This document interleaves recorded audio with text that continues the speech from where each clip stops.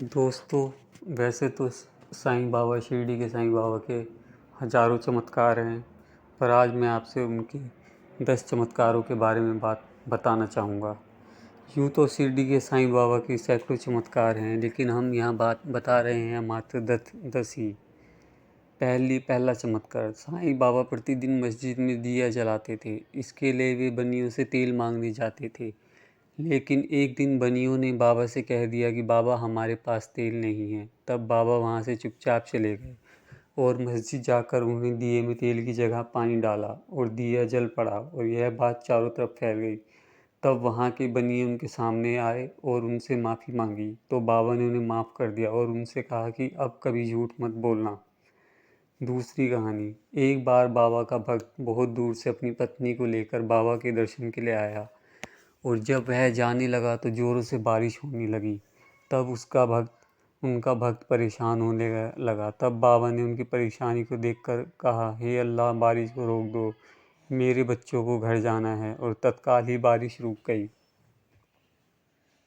तीसरी कहानी, एक बार गांव के एक व्यक्ति की एक बेटी अचानक खेलते हुए कुएं में गिर गई। लोगों को लगा कि वह डूब रही है। सब वहां दौड़ कर गए और देखा कि वह हवा में लटकी हुई है और कोई अदृश्य शक्ति उसे पकड़े हुए है। वह और कोई नहीं, बाबा ही थे, क्योंकि वही बच्ची कहती थी कि मैं बाबा की बहन हूँ। अब लोगों को कोई और स्पष्टीकरण की जरूरत नहीं थी। चौथी कहानी, महालसापति के यहाँ जब पुत्र हुआ तो वे उसे बाबा के पास लेकर आए और उसका नामकरण करने के लिए कहने लगे। बाबा ने उस पुत्र को देखकर महालसापति से कहा कि इसके साथ अधिक आसक्ति मत रखो, सिर्फ 25 वर्ष तक ही इसका ध्यान रखो, इतना ही बहुत है। ये बात महालसापति को तब समझ नहीं आई जब उनके पुत्र का 25 वर्ष की आयु में देहांत हो गया। 1922 में भगत महालसापति का देहांत हो गया। पांचवी कहानी, एक दिन बाबा ने 3 दिन के लिए अपने शरीर को छोड़ने से पहले महालसापति से कहा कि यदि मैं 3 दिन में वापस लौटूं नहीं तो मेरे शरीर को अमुक जगह पर दफना देना। 3 दिन तक तुम्हें मेरे शरीर की रक्षा करनी होगी। धीरे धीरे बाबा की सांसें बंद हो गई और शरीर की हलचल भी बंद हो गई। सभी लोगों में खबर फैल गई कि बाबा का देहांत हो गया है। डॉक्टर ने भी जांच करके मान लिया कि बाबा शांत हो गए हैं। लेकिन महालसापति ने सभी को बाबा से दूर रहने की सलाह दी। उन्होंने कहा कि 3 दिन तक इनके शरीर की रक्षा की जिम्मेदारी मेरी है। गांव में इसको लेकर विवाद हो गया, लेकिन महालसापति ने बाबा के सिर को अपनी गोद में रखकर 3 दिन तक जागरण किया। किसी को बाबा के पावन शरीर को हाथ भी नहीं लगाने दिया। 3 दिन बाद जब बाबा ने वापस शरीर धारण किया तो जैसे चमत्कार हो गया, चारों ओर हर्ष व्याप्त हो गया।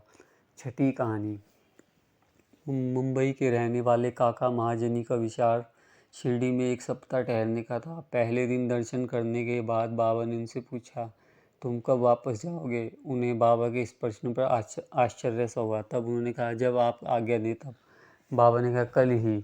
यह सुनकर काका महाजनी ने तुरंत शिरडी से प्रस्थान कर लिया। जब वे मुंबई अपने ऑफिस में पहुंचे तो उन्होंने अपने सेठ को अति उत्साहपूर्वक प्रतीक्षा करते पाया, क्योंकि मुनीम के अचानक ही अस्वस्थ हो जाने के कारण काका की उपस्थिति अनिवार्य हो गई थी। सेठ ने काका को बुलाने के लिए पत्र लिखा था, जो उनके पते पर वापस लौट आया। सातवीं कहानी, बाबा का जब हाथ जल गया था तो भागोजी शिंदे ही उनके हाथ पर घी मलने और पट्टी लगाने का कार्य करते थे। भागोजी शिंदे कुष्ठ रोगी थे। चंद्रोकर जी बाबा के लिए मुंबई से एक डॉक्टर परमानंद को इलाज के लिए लेकर आए थे, लेकिन बाबा ने इनकार कर दिया। वे शिंदे के हाथों घी लगाकर ही ठीक हो गए। आठवीं कहानी, धुमाल एक मुकदमे के संबंध में निफाड़ के न्यायालय को जा रहे थे। मार्ग में वे शिरडी उतरे। उन्होंने बाबा के दर्शन किए और तत्काल ही निफाड़ को प्रस्थान करने लगे, परंतु बाबा की स्वीकृति प्राप्त न हुई। उन्हीं शिरडी में एक सप्ताह और रोक लिया। इसी बीच में निफाड़ के न्यायाधीश उदर पीड़ा से ग्रस्त हो गए। इस कारण उनका मुकदमा किसी अगले दिन के लिए बढ़ाया गया। एक सप्ताह बाद भाऊ साहब को लौटने की अनुमति मिली। इस मामले की सुनवाई हुई महीनों तक और 4 न्यायाधीशों के पास हुई। फलस्वरूप धुमाल ने मुकदमे में सफलता प्राप्त की और उनका मुवक्किल मामले में बरी हो गया।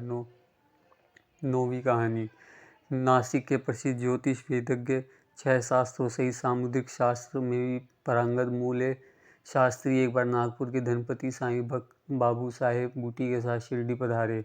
हस्तरेखा विशारद होने के नाते मूल्य शास्त्री ने बाबा के हाथ की परीक्षा करने की प्रार्थना की, परंतु बाबा ने उनकी प्रार्थना पर कोई ध्यान न देकर उन्हें 4 केले दिए और इसके बाद सब लोग वाड़े को लौट आए। वाड़े से लौटने के बाद में आरती के समय बाबू साहेब से बाबा ने कहा कि वो मूले से कुछ दक्षिणा ले आओ। मूले जब दक्षिणा देने के लिए गए तो वो मस्जिद के बाहर ही खड़े रहकर बाबा पर पुष्प फेंकने लगे।